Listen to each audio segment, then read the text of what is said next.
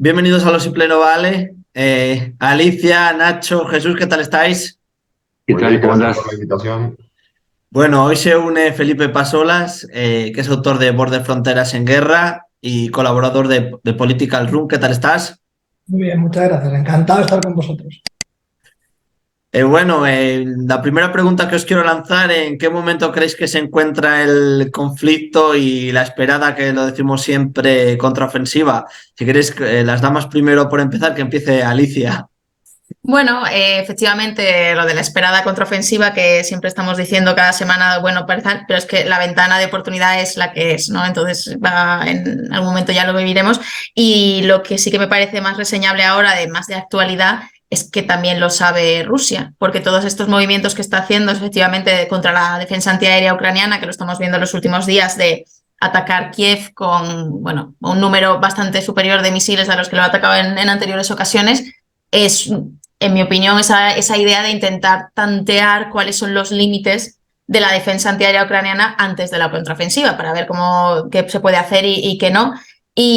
Bueno, intentar saturar ese sistema, porque, bueno, recordaréis todos que entre las filtraciones así más peligrosas que hubo en Discord, la que más peligrosa sería para Ucrania sería que Rusia, o sea, que fuera real esta idea de que para mayo se iban a quedar sin munición para la defensa antiaérea, para los S-300 creo que era. Entonces, si Rusia se la tomó medio en serio, o sea, bueno, vamos a probar, pues encaja esta nueva campaña que está haciendo de, bueno, vamos a lanzar aquí nuestros misiles, vamos a ver cuáles son los límites de lo que podemos usar. Entonces, aquí hay dos vertientes. Primero, evidentemente, desde el 5 de mayo, creo que fue el primer Kinzhal que tiró Ucrania, no lo está consiguiendo. Está Rusia cada vez además mandando menos cosas, porque en los últimos bombardeos de ayer ya no había misiles balísticos, eran solo misiles de crucero, porque claro, tampoco te puede reutilizarlos así sin más, pero ya ha demostrado que los Patriot sí los pueden tirar, que antes pues no estaba tan claro. Y también supongo pues ver cuáles son los límites de lo que Ucrania puede parar. Y Ucrania, en cambio, también ahora tiene el problema de que, vale, estamos parando todo lo que llega sobre Kiev, pero estamos gastando muchísima munición de defensa antiaérea. Entonces, en algún momento estará desgastando sus reservas y todos sus interceptores. Entonces, en algún momento también surgirá esa pregunta de, ¿me lo gasto todo en defender Kiev o empiezo ya a gastármelo en otras cosas? ¿Me lo gasto todo en defenderlo de qué? ¿De drones incluso? Que se lanzaron en la primera oleada también. Pues un poco ese punto de la contraofensiva creo que estamos, en el que Rusia está tanteando a ver qué puede defenderse Ucrania y cuáles son los agujeros de esa defensa antiaérea. Porque, bueno, los cielos han sido desde el principio, yo creo que el mayor fracaso de Rusia, porque lo que tenía que haber hecho desde el minuto 1, desde esas 48 horas para conquistar Ucrania, era hacerse con el control del aire, y no lo ha conseguido, no lo ha conseguido ni en un año. O sea, pues ahora es aún más contestado este terreno. Jesús o Sí. Felipe, me da igual quien quiera continuar. Mira, yo lo he dicho ya varias veces con lo de la fecha. Claro, a los periodistas les importa porque quieren un titular, el comienzo de la ofensiva. Y yo siempre le digo a la gente, relájense.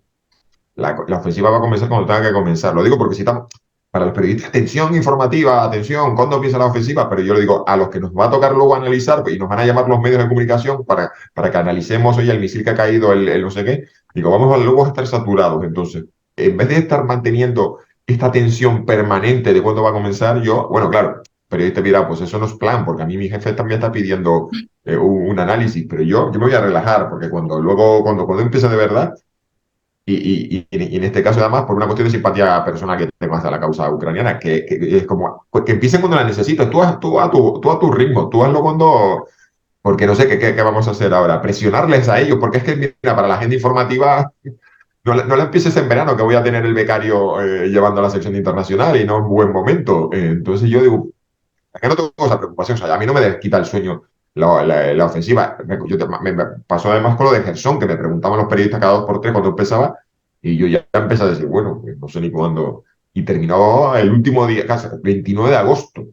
Es decir, pasamos junio y julio, bueno, perdón, pasamos mayo, junio y julio hablando de la ofensiva sobre Gerson y terminó el 29 de agosto. Entonces, por eso yo digo que la fecha a mí no me preocupa. ¿Y en qué fase estamos? Pues está la cuestión de todos los requisitos para comenzarla. Una era los materiales recibidos, dicen que está casi todo entregado.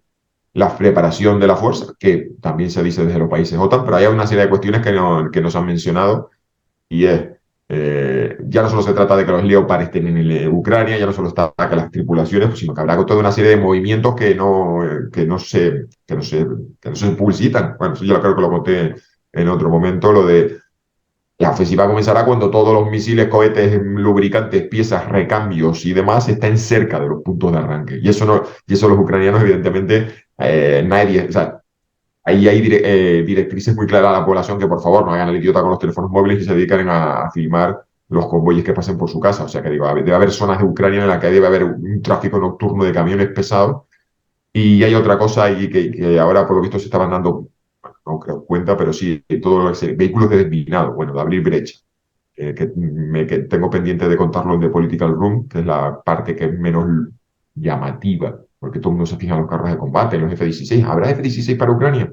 Pero lo más importante para que los ucranianos abran brechas es todo el material para atravesar campos de minas. Y eso, pues, algunos, o sea, en la lista de prioridades y de regalos o de donaciones a Ucrania, pues estaba un poquito, o sea, parece que como que se dieron cuenta un poco tarde, porque me da la sensación de que la lista, los anuncios de donación o incluso de entrega de materiales, pues iban descolgados respecto a eso. Y hoy mismo salió un titular de que le iban a entregar a Ucrania un nuevo tipo de vehículo para levantar campos de minas y nuestro colega Willy Pulido decía, parece que se han dado cuenta y que ahora hay una cierta prisa por hacer eso, lo cual puede haber incluso hasta afectado en la fecha de comienzo. Entonces, bueno, creo que toca. Al final todo esto para decir que yo, pues no, digo, lo vivo así como diciendo, vamos a relajarnos, porque además hay estoy viendo a los expertos y lo de esto ya es una cuestión anecdótica en Twitter, mucho cabreo y mucho enfado y mucho echarse cosas, discusiones intelectuales. Digo, mira, cómo se nota que no tenemos la agenda informativa llena de cosas, y les recomiendo a todos que se relajen, porque cuando empiece la ofensiva, pues bueno, pues a los que nos toca opinar y analizar, vamos a estar los hilos de Nacho, vamos a ir a hilo por el hilo de la mañana, el hilo de la tarde, el hilo de la noche y pobrecillo. Una clase de tejido voy a hacer. Felipe, ¿tú qué opinas? A ver, la prensa, los periodistas siempre queremos contar la guerra a golpe de titular. Y una guerra tú te puedes pasar 14 días mirando al techo y luego todo pasa en 3. Y en esos 14 días, normalmente, en los conflictos que hemos visto anteriormente, pues el medio se va a otros temas. Y a ti te llaman cuando caen las bombas. Mientras tanto, nada. La peculiaridad de la cobertura informativa de Ucrania, ahora que es 24 horas al día. ¿Y qué es lo que pasa cuando llegan esos momentos de guerra que dices, coño, pues no hay nada? Pues no hay nada de titular, ¿vale? Ahí es donde empieza a salir el mal periodismo, porque queremos sacar un titular de donde sea, como sea, y al final la guerra tiene ese sistema caótico que es así. Luego, a la ofensiva que comienza ahora, esto es como si fuera una ecuación. Hay cierto nivel de violencia que se lo tienes que detraer y no se lo tienes que atribuir a la ofensiva. Precisamente por eso, tú en primavera-verano te matas más y mejor. ¿Por qué? Pues porque, mira, tienes mejores condiciones atmosféricas y estos drones pequeños pues funcionan mejor, la visibilidad es mejor, toda la logística en verano es más sencilla. Luego, tenemos que quitarle un poco del peso de optimismo, de la carga optimista que tenemos. Es decir, queremos que Ucrania saque una ofensiva en 3 días, que la gane de una manera heroica, es decir, que siga viviendo un sueño de conquista interminable. Y tenemos que tener en cuenta que Rusia ha tenido tiempo de hacer, por lo que vemos en ciertas imágenes satélites de baja resolución, por lo menos una cantidad de trincheras importantes, unas fortificaciones importantes. Una fortificación, lo mismo que en un combate urbano, tiene un ratio de 5-1, de 3-1, depende de qué tipo de fortificación. Y luego estamos muy contentos con todo el material que Ucrania ha recibido, pero yo me imagino a ese pobre mecánico ucraniano que ha estado mucho tiempo preparando su taller, reparando T-72, y ahora le empiezan a llegar carros gigantescos con pies, por ejemplo, ni siquiera pueden trasvasar combustibles de un Abrams a un Leopard porque son combustibles diferentes. Cuando ahora le digan, no, tiene usted que reparar este carro habiendo tenido un mal curso de 1 mes. Es decir, si hemos entrenado carristas ucranianos en San Gregorio y en 1 mes le hemos puesto las pilas en 3 turnos de 8 horas, pues sí, habrán sido oficiales con experiencia en combate, reservistas con experiencia en combate civiles y habrán estado súper motivados. Pero siempre denostamos la formación militar porque no es glamurosa, no llama la atención, y para sacarle todo el jugo de partido a un sistema de armas, y cuanto más tecnológico es, pues mejor, ¿no? En este caso, yo diría que es positivo que algunos carros no tan modernos estén en manos ucranianas, porque el combate urbano le puede venir mejor, pero para el combate en terreno, pues un Challenger le va a funcionar, o un Abrams tal vez mejor, al nivel que un 2A4, pero imaginaros la pesadilla logística que puede tener ese ucraniano que esté pensando, joder, tengo que empezar ahora la ofensiva, me tiene que salir muy bien para que esa opinión pública occidental no crea que esas armas caen, que no sirven, que con esas armas no se ganan guerras, y además le tengo que comer los tiempos a Putin, porque Putin lo que quiere es, cuanto más tiempo pase, más se le atribuye la victoria a él. Entonces, Ucrania está, yo creo que ellos tienen que estar agobiados por esa gestión de tiempo, pero tened en cuenta que aquí la inteligencia está ganando gran parte de la guerra. Lo que tanto queremos analizar por fuentes abiertas, pues a saber qué nos estamos comiendo por fuentes abiertas, qué es lo que quiere Ucrania, qué es lo que quiere Rusia, y esa guerra mediática estamos. Entonces, ese manejo de tiempo. Hay muchas cosas que no se han contado durante todo. Las operaciones especiales han tenido mucho éxito. Yo creo que se han manejado muy bien desde el principio y han tenido una cobertura relativamente discreta versus los grandes envíos de armas, los grandes presupuestos de paquetes financieros, y todas esas cosas siguen ocultas. Yo creo que se está jugando muy bien con la información que Ucrania suelta, que vemos en redes, y con la que no. Es decir, entonces ahí yo creo que está ese miedo a los tiempos, no por parte ucraniana, sino en general, esa presión a los tiempos, y ahí es como dice Jesús. Luego pasará todo en 3 días. ¿Por qué? Porque luego, imaginaros, no es sencillo desminar, no es sencillo atacar una fortificación mientras te están disparando. Luego, además, tienes que formar a soldados ucranianos con una metodología OTAN. Es decir, que avancen mientras que bombardea la artillería, que los blindados y los carros apoyen los vehículos de transporte de tropas y que luego asalten posiciones después de que lleguen los zapadores. Eso requiere una coordinación en muy poco tiempo de arte circense. Es muy complicado. Entonces, yo no creo que quieran entrar rápido y pronto, teniendo en cuenta que todo eso, pues mira, yo he visto ya ucranianos montados en Bradleys yendo a zonas. Eso es algo muy soviético, porque los soviéticos siempre van montados en los carros porque los BMP no tenían un blindaje fuerte, iban más cómodos y desembarcaban más rápido. Eso te quiere decir la mentalidad de combate soviética que hay, que en un mes le han tenido que explicar una mentalidad de combate OTAN. Bueno, pues hay que ver en realidad si la gestión de todos esos sistemas de armas la van a integrar bien, que es y además meter las innovaciones nuevas que van a ser desplazamientos de observadores o trabajo de observadores de artillería avanzados con pilotos de drones. Todo eso, pues es un circo, son malabarismos que yo no creo que ellos tengan mucha prisa en que salga mal. Nacho. Mi turno. Voy a tomar todo lo que dijeron ustedes y voy a agregarle un par de cositas. Yo creo que estamos en la fase preparatoria de la contraofensiva, que puede durar lo que tarde en terminar de ablandarse algunos puntos de las defensas rusas. En particular, zonas con concentración de defensa antiaérea, zona de concentración de comunicaciones, tropas, arsenales y guerra electrónica. Es lo que estamos recibiendo como noticias todos los días. Se está usando mucho este ablandamiento. Y creo que la segunda fase preparatoria de la contraofensiva es Bakhmut. Estoy convencido que parte del tiempo que se está ganando tiene que ver con que Rusia mueva tropas hacia un lugar específico del frente, que es Bakhmut, para tratar de desgastarlos. También tiene un desgaste para Ucrania, obviamente, porque no es un mero tiro al blanco. Hay que combatir, pero tiene el sentido de comer, si se quiere usar ese término, lo mejor que tienen, que son las tropas de Wagner, y al mismo tiempo probar la facilidad o dificultad que habría para enfrentar a las tropas regulares, que en los flancos norte y sur de Bakhmut me parece que está haciendo un testeo bastante realista de la capacidad. Entonces estamos en la fase preparatoria. Ahora bien, hay algo que a mí me está haciendo mucho ruido, pero muchísimo ruido, porque nos estamos estamos viendo que Rusia obviamente sabe que esto que es la etapa previa a, a una contraofensiva, pero ¿qué tiene que ver lanzar lo mejor de sus misiles, seguir lanzando los mejores de sus misiles contra Kiev, si esa defensa va a quedar en Kiev, obviamente, y no hace a la capacidad ofensiva en el frente de combate de Ucrania?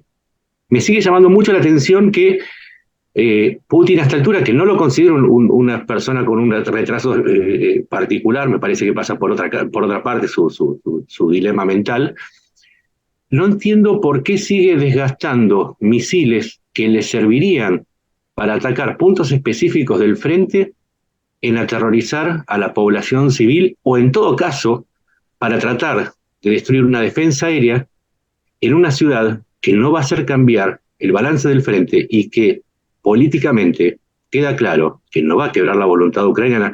Por eso me sigue haciendo muchísimo ruido que haya puesto tantos Kalibr, tantos Kinzhal y tantos drones en Kiev y en otras ciudades, cuando debiera estar usándolos, por ejemplo, en la retaguardia ucraniana en Bakhmut. Para mí es un misterio, no logro descifrarlo. Bueno, yo sin querer tampoco, porque efectivamente es muy difícil ahora entrar en la mente de Putin ni nada por el estilo, pero con la misma duda que tienes tú, Nacho, o sea, en el mismo sentido, a mí lo que se me ocurre es que no pensaba que fueran a ser todos interceptados. O sea, que esto sí que le ha pasado mucho a Rusia en general, se ha creído su propia leyenda, en el decir, vale, son imposibles de parar. Entonces, ahora ya me imagino que irá no guardándoselos más y usándolos menos, pero en un primer momento estos misiles, los Kinzhal, eran imparables prácticamente, con esta idea de propaganda, ¿vale?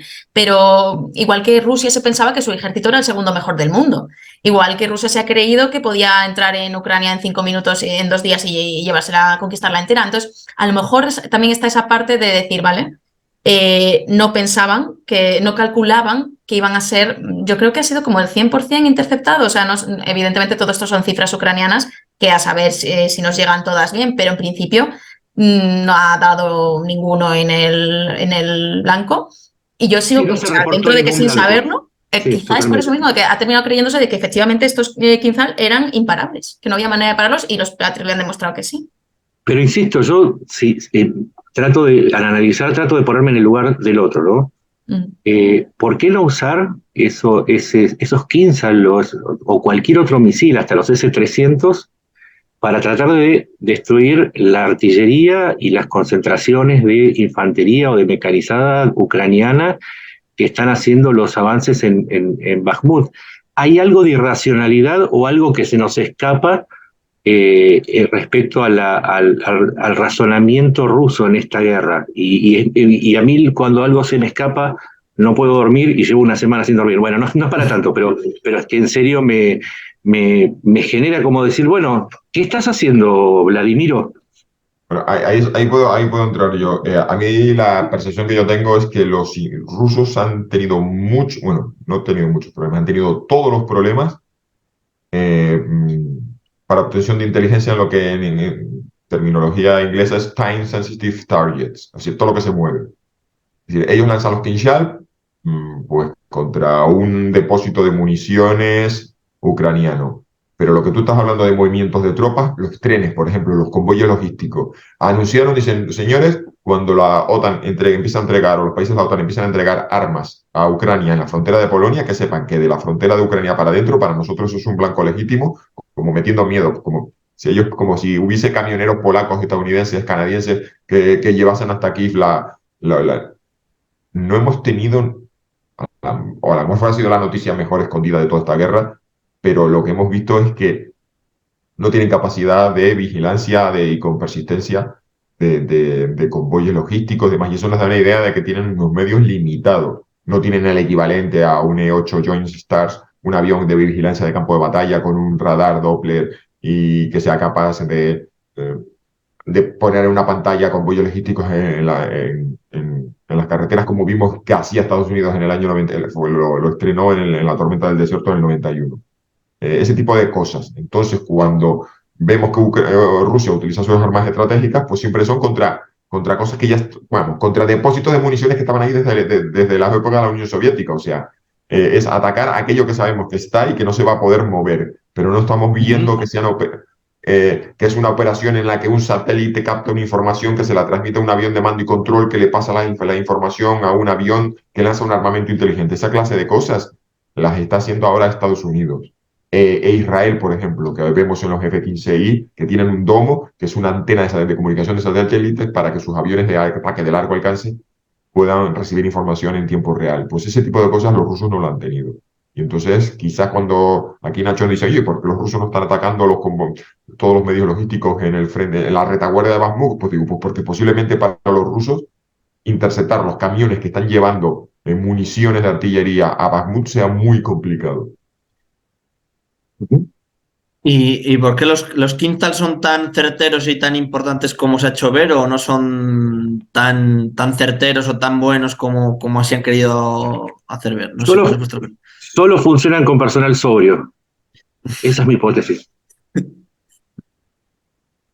Lo cual hace muy difícil.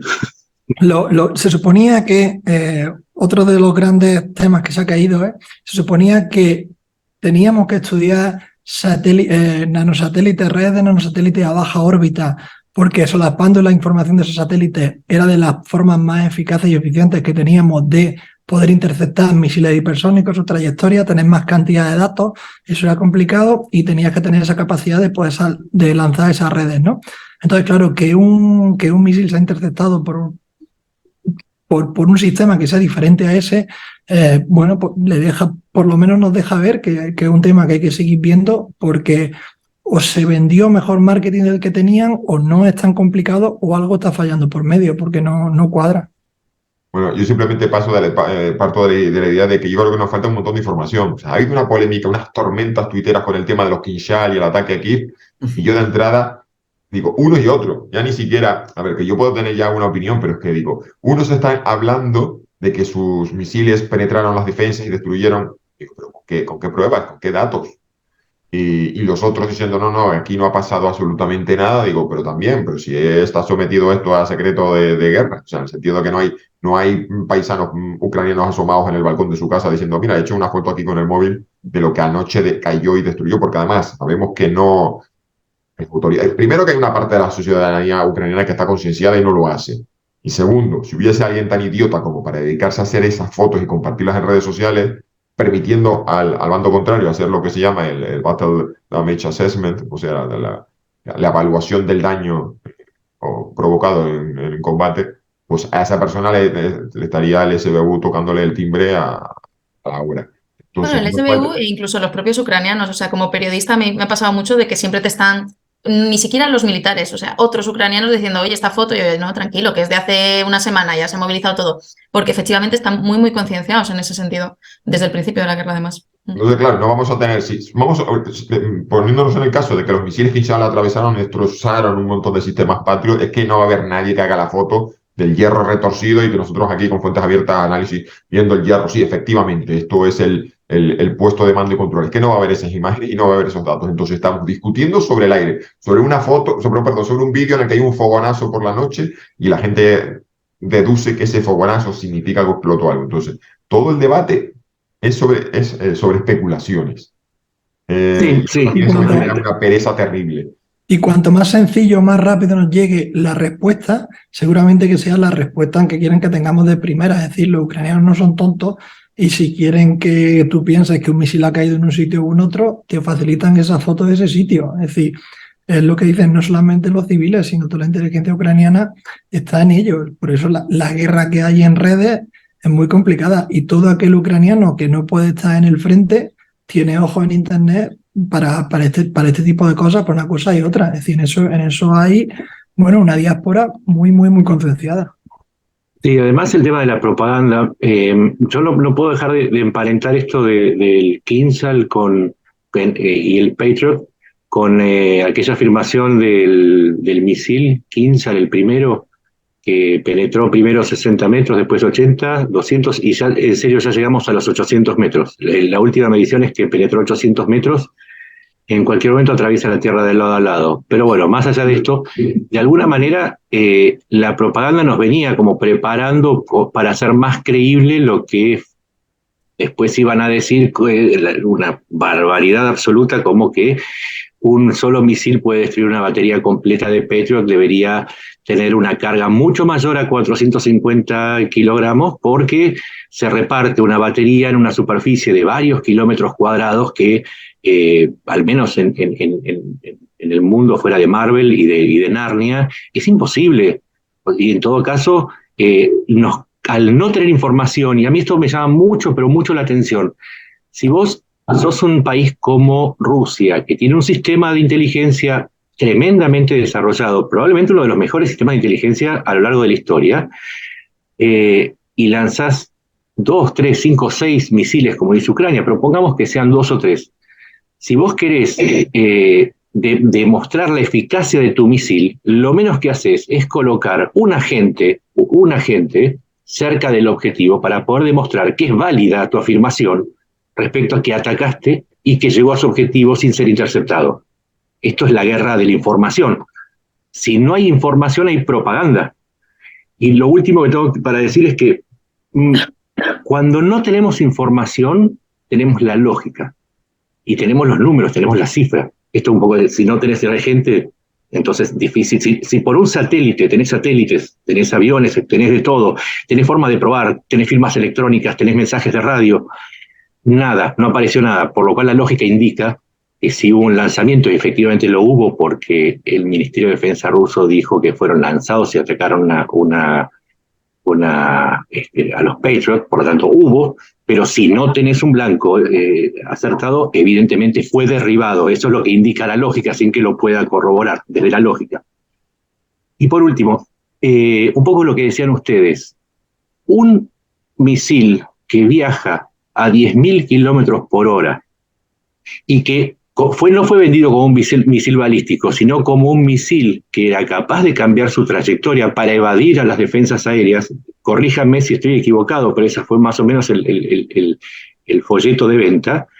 Requiere una tecnología y una capacidad de procesamiento de datos, microchips absolutamente poderosos, una tecnología que todos dudábamos que tuviera.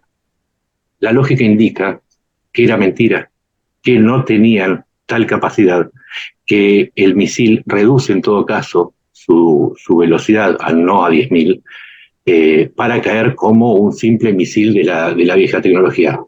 Resumo, hay tanta mentira dando vuelta que solamente nos queda la lógica de los hechos. Después, si quieren jugar a la propaganda, podemos jugar todos a la propaganda, es un baile que todos bailamos. Pero los hechos están indicando que Rusia lanzó misiles que no son lo que vendieron y la lógica indica que no son tan peligrosos como Rusia decía que eran, y eso tiene una implicancia mucho mayor porque era una de las bases que tenía para un posible conflicto con la OTAN. O sea, tiene una implicancia un poquito más allá de Ucrania. Sí, la verdad. Hay un mecanismo también muy sencillo, porque digo, bueno, pues si tan infalible era y anda desfasado de los patios, pues entonces vamos a ver más ataques. Es decir, si el de este fin de semana para los rusos fue una prueba satisfactoria de que sus misiles es efectivo y es imbatible, pues entonces ya, bueno, vamos a seguir viendo ataques ahora con frecuencia, una vez que ellos han demostrado que los Patriot no sirven para nada, que es lo que han estado diciendo. Porque aquí Perdón, Jesús. Y además, si sacaste de servicio la batería entera de Patriot y había una sola, porque los informes decían que había una sola, entonces tendrías que poder atacar tendrías que aprovechar para lanzar tenés que tirar hasta con los almohadones a Ucrania porque se quedaron sin los Patriot. Y eso lo pasó. Entonces, por ese lado, cuando he visto unas batallas tuiteras en este tema, digo, bueno, pues da la sensación que los rusos simplemente iban a decir, oye, pues si nuestro misil es infalible, hemos destrozado los Patriot, pues nada, pues ahora a esperar a que sigan cayendo Kinshal sobre Kiev, porque ahora ya no hay nada que los pueda evitar. Entonces vamos a si no lo están haciendo, esto es porque no quieren. Y lo dudo. Entonces, por ese lado, me ha parecido yo, la verdad que me he pasado más tiempo, pues, además por una cuestión de fascinación personal, con la batalla tuitera de los otros ya anunciando, porque yo he leído que la guerra ya terminó. O sea, yo he leído esta semana ya que la guerra terminó, que la ofensiva ucraniana ya empezó y ya terminó y porque fracasó. No sé si ustedes se habían enterado de esas noticias, pero yo ya he leído y que ahora ya lo que estamos esperando es que Polonia invada Ucrania para quedarse con los restos de una Ucrania que está ya hundida y derrotada, y que los medios de comunicación y gobiernos occidentales nos cuenten y nos vayan aterrizando en la realidad, y nos vayan preparando, que eso va a ser un proceso difícil, de que ya Ucrania está derrotada, humillada y hundida, y la OTAN por los suelos, y que se va a firmar ya la rendición. ¡Wow! Sí, ese fue otra vez Seymour Hersh, o Seymour Kerch, porque ya es Seymour Kerch, diciendo que Polonia, los países bálticos y Checoslovaquia, después lo corrigió, después pasó para República Checa, le estaban rogando a Ucrania que ante el fracaso de la contraofensiva parara, y a partir de ahí, bueno, decretaron Vale, que pues Ucrania ya veo el comienzo, o sea, ya sé cuál es el paciente cero del bulo, porque yo estaba viendo unas cosas, ¿no? Que yo digo, pues además estoy pensando, digo, si hay una parte de la sociedad rusa y prorrusa que está convencida de que ganó la guerra, y pase lo que pase, se van a su casa convencidas de eso y ya disociados de la realidad, digo, pues esto es una situación perfecta. Pero la semana que viene ganaron el Mundial, ojo, ¿eh? Ojo que la semana que viene ganaron el Mundial de Qatar. Entonces, Lo cual a nosotros nos molesta mucho, ¿eh? eh, podemos llegar a una situación en la que Putin puede firmar cualquier cosa, que mientras tenga una sociedad convencida de que la realidad va por otro lado, digo, pues esto es maravilloso, porque pueden llegar a un acuerdo beneficioso para Ucrania, pero ellos convencidos de que han ganado la guerra. Y además yo estoy seguro que el día que se firme el alto el fuego, voy a recibir una ola de insultos en mi perfil: Triana, jódete, ganamos no sé qué, más allá de lo que haya pasado, más allá de lo que hayan pasado. Y esto me recuerda a cierto mundial, 2010, que yo estaba viviendo en Buenos Aires, y habían unos que decían, a ver, aquí lo importante es quién jugó más bonito y mejor. Y por tanto, solo podemos decir que nosotros, la selección argentina, somos los ganadores morales de este mundial. La chica más linda se Perdón por fue. el símil, Sí, porque es que se me acaba de acordar. no. La chica más linda se fue con otro, pero qué bien que bailo, ¿eh? Qué bien que bailé esa noche. Sí, más o menos eso, sí. Y van a terminar con se firmó la paz, y Putin firmó para los Lakers, porque ahora tengo mismo la sensación de que vamos a llegar a un punto en el que la paz firmará, tendrá unas implicaciones y un significado, y podremos mirar y decir, pues esto desde el punto de vista geoestratégico para las relaciones y la arquitectura de seguridad europea significa una cosa, y los otros van a estar contando y convencidos de que han ganado. Por lo cual, si ellos se quedan satisfechos con eso y son felices, pues a lo mejor, bueno, no creo que lleguemos a esa situación, porque además alguien decía que los únicos acuerdos de paz duraderos son aquellos en los que ambos bandos están convencidos, o sea, salen enfadados y decepcionados. Es decir, no hay uno que sale absolutamente ganador y otro resentido, sino que los dos han cedido, y los dos han sentido una cierta decepción sobre esos objetivos. Y Pero eso genera un equilibrio.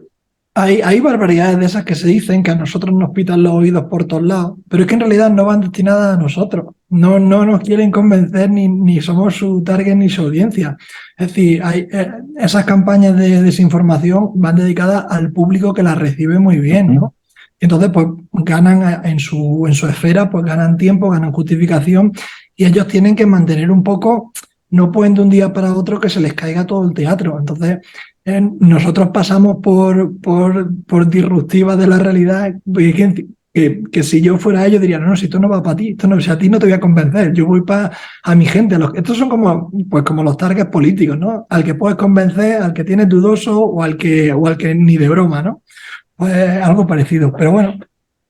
Claro, por eso te lo decía, que es una propaganda que va orientada a un tipo de gente, y al final vamos a ver la paradoja de que da igual la realidad, que habrá unos tipos absolutamente convencidos de que ganaron la guerra, y si con eso dejan de darnos la murga, sino que ellos son felices, y si la sociedad rusa se queda contenta con lo que quiera que consiga Putin de esta guerra, pues tipo, mira, si con eso se consigue una paz duradera, porque ellos están convencidos de que han ganado, pues el problema es que choquen con la realidad y terminen con la sensación de humillación y derrota que, por ejemplo, tú tenías la sociedad alemana o la italiana después de la Primera Guerra Mundial. Pero en el caso de Italia no fue humillación de derrota, sino la sensación de que no habían conseguido sus objetivos y habían sido maltratados en el Tratado de Versalles.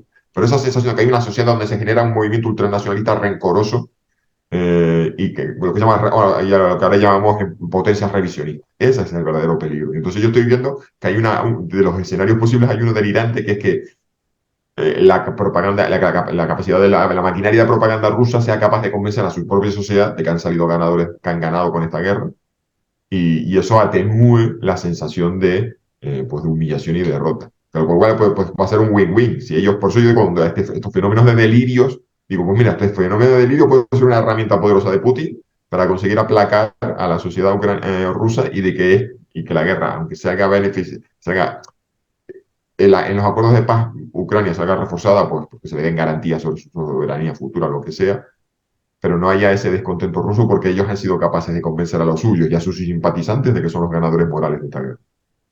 Permite, Será complicado. la última pregunta que me permitís lanzar para no entreteneros más, cambiando un poco el tema, es ¿qué os ha parecido las visitas que ha hecho Zelensky por Europa, que ha sacado de ello? Y también el enviado especial de China que va a ir a Ucrania. Contadme un poco cómo veis estos dos temas y ya si queréis zanjamos lo que gustéis. Mira, yo rápidamente, a mí me interesó mucho la visita al Papa. Yo digo, bueno, Zelensky es ortodoxo, judío, bueno, judío, vive en un país ortodoxo, pero es un líder judío, y visita al Papa. Digo, bueno, pues esto supongo que tiene que ver con las noticias que salió de hace un par de semanas, de que había una iniciativa de paz, que el Papa y la diplomacia, no sé qué.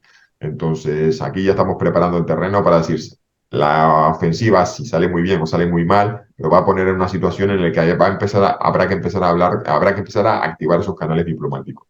Y luego, si uno ve por dónde pasó el eje franco-alemán, Reino Unido, que no está en la Unión Europea, pero es un país muy relevante en el apoyo a Ucrania, e Italia, o sea, los cuatro grandes de Europa.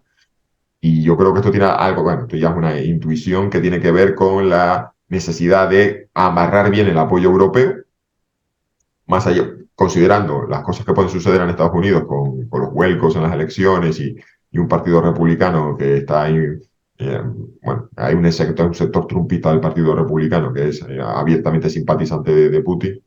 Entonces se volvió Zelensky a casa con la garantía de esos las cuatro grandes economías de la Unión Europea de que iban a seguir apoyando a Ucrania, de que más allá que este apoyo iba a ir más allá de la ofensiva. Y bueno, yo me imagino que no sé, habrá habido en paralelo relaciones, recuerdo, acuerdos, reuniones a puerta cerrada donde los ucranianos habrán explicado lo que van a hacer. Y bueno, amarrar esos acuerdos y esos apoyos, porque ahora la gran pregunta es, y después de la ofensiva, que como habéis dicho, no es una, como ha dicho Felipe, no es una ofensiva mágica que lo va a solucionar todo. O sea, no vamos a ver aquí, yo no sé, a lo mejor nos sorprendemos, pero no vamos a ver grandes rupturas del frente ya cabalgadas de los ucranianos que se van a plantar en Crimea y van a liberar el Donbass en 2 días. Y esto nos puede entonces llevar a la duda de, ¿y luego qué? ¿Seguirá ese apoyo? ¿Por cuánto tiempo? Y yo creo que eso ha sido la agenda de Zelensky, amarrar el apoyo a medio y largo plazo. Yo creo que eso también es efectivamente la clave, lo que dice Triana, del medio plazo, porque una cosa que muchas veces con los medios de comunicación o en general cuando leemos estos anuncios de van a dar X material, hay una disonancia entre cuándo lo dicen y cuándo llega al terreno. O sea, esto hay que pensar mínimo a casi, bueno, si se da mucha prisa, a 1 mes, pero 2 meses, y durante muchas fases de la guerra han tardado incluso 4 meses en llegar muchas de las promesas materiales. Entonces, cuando se anuncian X donaciones o acuerdos o demás, estamos pensando ya en el próximo, o sea, no solo en el verano, sino ya casi en otoño. Entonces, es ese medio plazo, es el de después de la contraofensiva vamos a seguir. O sea, esto no se acaba, para dejarle claro a todos estos grandes de Europa, y yo creo que se lo ha conseguido, de que bueno, que esto va a medio largo plazo como poco, eso de primeras. Y luego me ha hecho gracia lo que comentabas de lo del Papa, porque efectivamente es una figura que está teniendo un papel un poco extraño con esto de un acuerdo, una misión de paz y diplomática, pero estamos viendo muchísimo run en ese sentido, porque también ha salido Sudáfrica, ha empezado a hablar de esa misión de paz de países africanos y países no alineados para hablar que van a enviar a sus enviados a Ucrania. Estuvo allí también el enviado de Brasil hasta hace muy poco en Bucha, precisamente, que con unas declaraciones un poco desafortunadas sobre que, bueno, que no había pruebas de qué había pasado ahí en Bucha exactamente, que solo había fotos. Pero bueno, que sí que se está viendo que hay mucho movimiento en cuanto a ver quién es el que va más rápido en encontrar la mesa de negociación. Y tanto China, evidentemente, que lo va a ser, porque China es vital en ese futuros acuerdos de negociación, por mucho de que sea, pues, en los actos se ha demostrado un poquito más cercana del lado hacia ruso, pero vale, va a estar en la mesa de negociación. Y yo creo que es eso, está Brasil también ahí moviéndose, los países africanos a ver si encuentran su hueco, y a ver el Papa, que me parece una figura súper curiosa en todo este juego. Yo creo que el viaje ha sido un éxito. Ucrania necesita esos apoyos europeos porque necesita una Unión Europea, que es la que está cerca de casa. Todo el tren logístico pasa por Europa. Necesita una integración en la OTAN. Para eso necesita la ayuda. Necesita explicarles que hay tiempo. Pero yo creo que en esos pasillos, como decía Jesús, en esos pasillos, las conversaciones entre pasillos, yo creo que Zelensky es suficientemente inteligente y algo de los europeos de lo que no hablamos es que queremos ganar contraofensivas, pero no he oído a nadie hablar de quién quiere reconstruir Ucrania. ¿Quién quiere ponerse a poner un ladrillo por de otro? Somos geniales para la ayuda, eso nos pasa tanto en crisis humanitarias como en conflictos, somos geniales para la ayuda de emergencia, pero la ayuda de desarrollo, pues ni se ve ni se espera, es un desastre.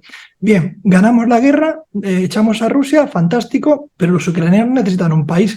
¿Queremos un socio de la Unión Europea que no está reconstruido? ¿Queremos un miembro OTAN que no tiene capacidad de producción? ¿Qué precio destructivo en tierra propia va a pagar Ucrania por una ofensiva llevada de una manera u otra?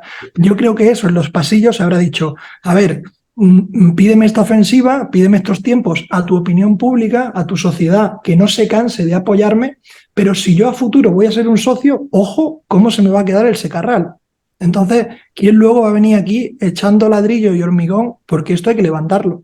Entonces, yo creo que el subyacente de ese viaje también, yo creo que es templar esos tiempos, porque no oigo de... Hablamos mucho de la salida de qué pasará con Ucrania, qué pasará con Rusia, después del conflicto se quedará una Rusia con Putin, sin Putin, qué pasa, pero la reconstrucción de Ucrania supongo que habrá que darle una pensada en algún momento. Yo voy a jugar con los tiempos.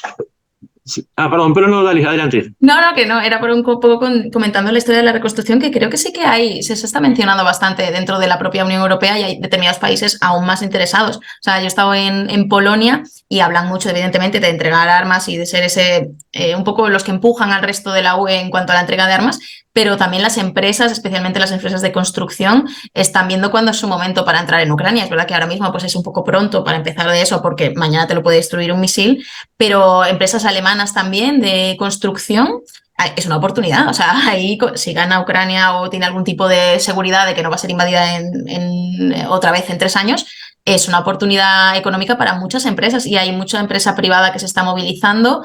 Y yo creo que ahora mismo muchas de las embajadas lo que están gestionando sobre todo es las posibles inversiones a futuro, evidentemente, todavía queda, pero sí. Claro, pero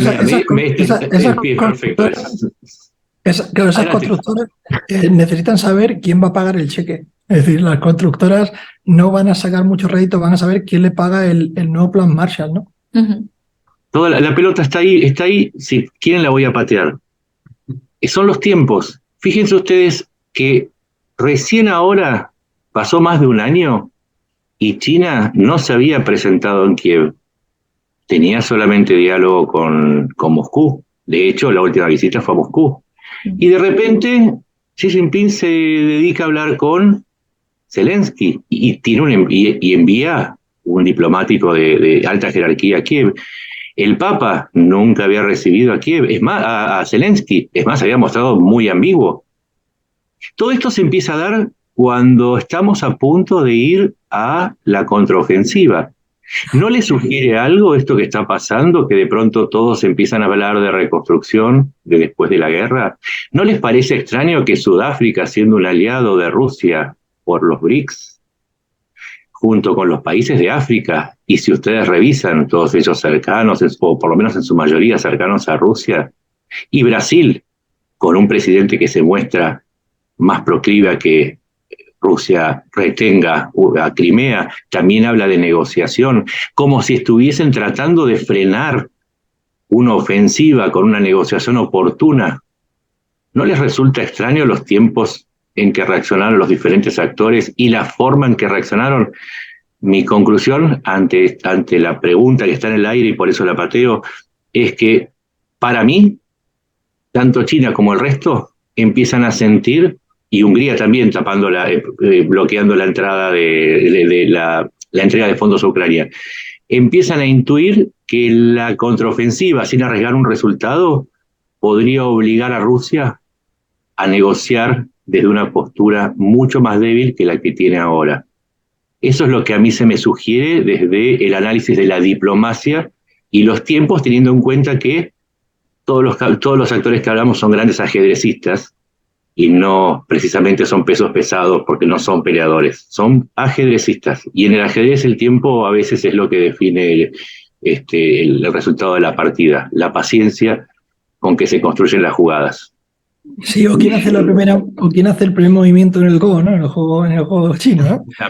También, exacto, para cambiar el color del tablero. Exactamente. China juega siempre con otros tiempos. En Asia, como en Oriente Medio, juegan con otros tiempos, ¿no?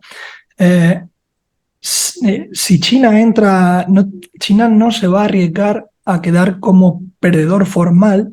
No, da igual cómo la acusemos, sino como perdedor formal no va a quedarse.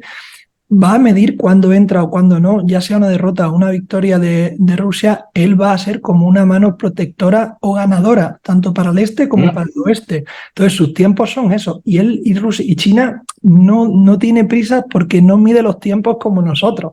Y ahora mismo, mientras que sí, podemos tener muchas tensiones en el Asia-Pacífico, lo vemos como el siguiente gran rival, pero mientras que todos estamos mirando a Ucrania, China sigue moviendo piezas en el resto, en lo que no es Ucrania. Entonces, en realidad China tampoco tiene prisa porque ese conflicto termine, porque sigue viendo qué balones de aire va a dejar Rusia como valedor en muchos sitios, que pueda China ocupar, o como socio prioritario o como sustituto. Entonces, yo creo que mantiene pues ese juego civilino, ¿no? De estoy pero no estoy, y vengo pero no voy, y claro, y lo que no tiene es prisa. Pues no sé si queréis añadir alguna cosa más. Que el Kinsal es un mito. El Kinsal es como los Reyes Magos, son los padres, nada más que eso. Pues bueno, pues muchísimas gracias a los cuatro, desearos mucha suerte y bueno, espero veros en otro momento. Vale. Muchas gracias. Muchas gracias.